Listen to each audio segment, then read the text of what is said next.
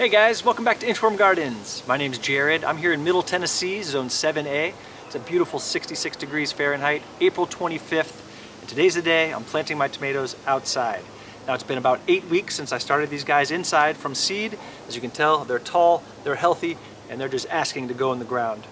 Also on today's video, I'm going to show you exactly what amendments I put in the planting hole for each tomato that I plant. I'm going to show you my favorite garden tool, and I'm going to show you a good system for tracking and labeling your tomato plants. All right, let's get started. All right, so the first tomato we're planting is the Aunt Ruby's German Green. We're planting it in the corner of this bed right by the chicken coop. So clear this little space here. Start digging. As you guys know, I'm sure, it's important to bury your tomatoes deep because the stems of tomatoes are able to produce roots along the stems. And the deeper you bury them, the better chances you have of a good root mass. And you can actually see these little bumps right here. I used to think that all the little hairs on the stem were the roots, but that's actually not what it is. It's these little nodes. You can see these small little kind of bumps along the stem. That's where the actual root grows from. So we want to drop this in pretty deep. Some people bury it all the way up to the top leaves.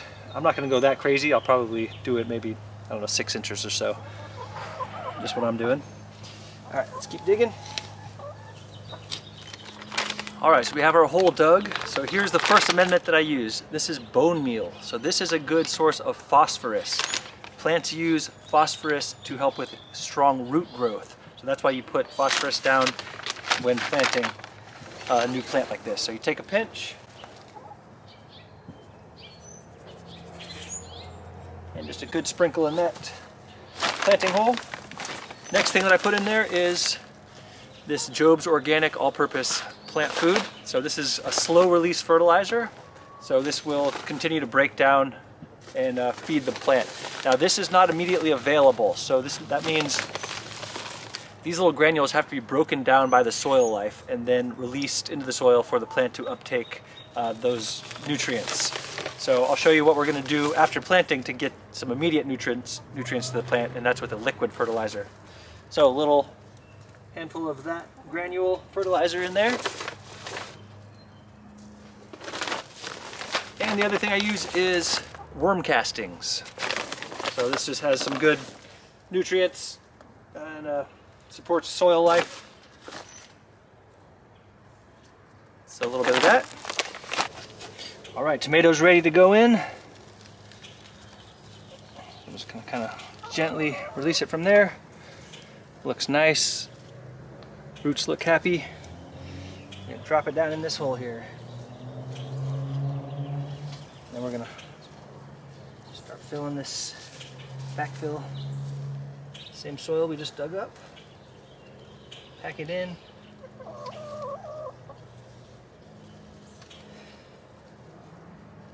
And then about halfway, I'm gonna go ahead and do another little sprinkling of bone meal. Because remember, those new roots are gonna be coming out from that area. A little more, basically just a little bit more of all three of those. The worm castings and the fertilizer. And then we can fill it the rest of the way.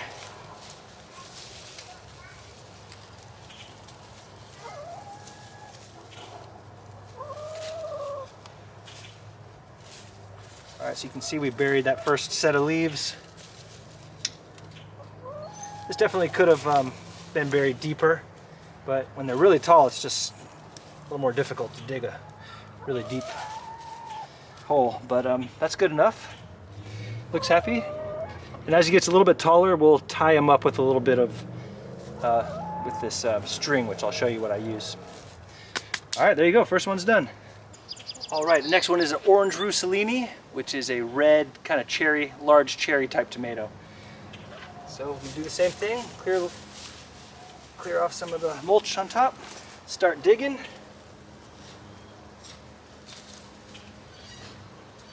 Now this guy's a little shorter, so this will be easier to bury, so we will bury this one pretty deep. All right, we got the hole dug. Bone meal.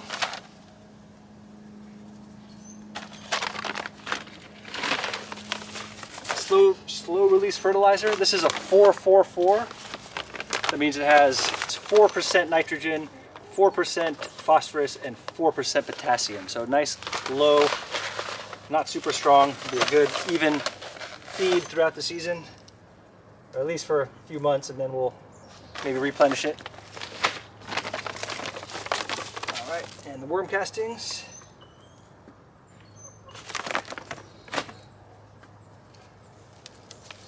Gently take them out. Nice root mass. Drop them in. Fill it back in.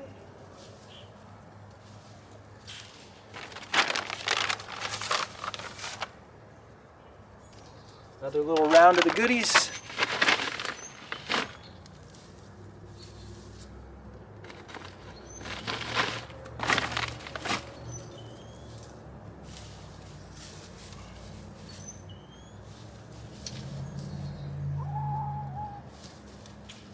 There you go. All right, now you can probably see those are only like a foot apart. That is not generally recommended. So tomatoes get quite large, they can bush out, they get real tall. It's definitely recommended that you space them further apart. Now I've decided to do them a little more intensively. I'm spacing them about a foot apart, and I'm going to be growing them up a vertical trellis, and I'm going to be trimming them down to one stem. So as you might know, tomatoes branch off into many different directions. They have little things that grow out of the side of the stem called suckers, which those will become another whole growing branch. If you let those grow, then the tomato will just get huge and unruly. But what you can do is you can trim those down and just grow a single stem up the stake. That does keep it a little bit more compact, and it does allow you to space them a little closer together. So I'm not suggesting spacing them that close, but it is something that I have done successfully for the past few years, so that's what I'm doing. All right, so now that the tomatoes are in the ground, we're going to give them a feeding of a liquid fertilizer.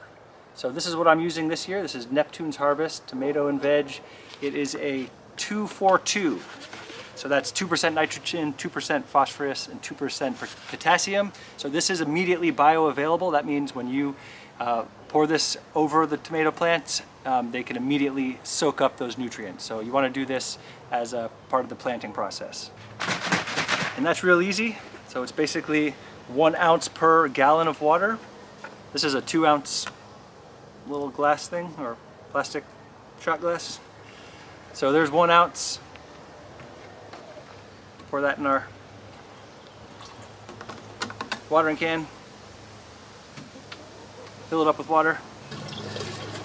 So I like to use rainwater when I'm mixing the fertilizer, because tap water, you know, can contain chlorine and different stuff, so it's good to use rainwater for this step. All right, now we're going to water these in with our water-soluble fertilizer. Nice and deep. I'm going to put a little on the leaves too. Now, it's not generally suggested to, when you're watering your tomato plants, you don't usually water their leaves, but when you're using a liquid fertilizer, you can, because they will actually absorb some of that through their leaves. And it's called a foliar feed. So it's something you can do. But yeah, generally don't water the top of your tomatoes like this, but in this instance it's okay. All right, those are good. All right, now to show you my #1 favorite garden tool. You already saw it in action a moment ago. This is the Hori Hori. This guy is awesome. So it's kind of a mix between a spade, you know, you can shovel like that, has a serrated edge, and then a blade side on this side, which is not super sharp, but the handle is just really nice. It's weighted on this side, so you can actually, like, you know, hammer stuff if you need to. It's got a little line cutter here, which I guess also could be a bottle opener. It has a little measurement, so you can see how deep you're going.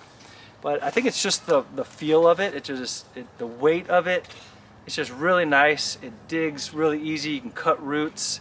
It's just like a really universal multi-tool, and it looks like a little sword, so that makes it extra cool. But anyway, this is a really, really great tool. This is definitely my #1 favorite tool in the garden, the Hori Hori, originally from Japan. It's a Japanese tool.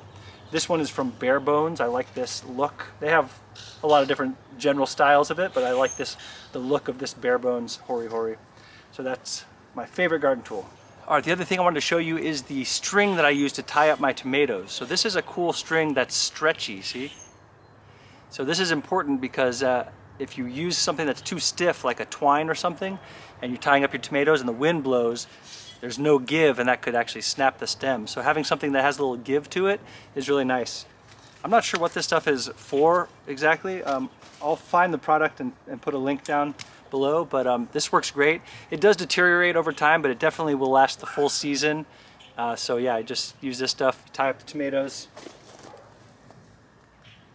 Just like this.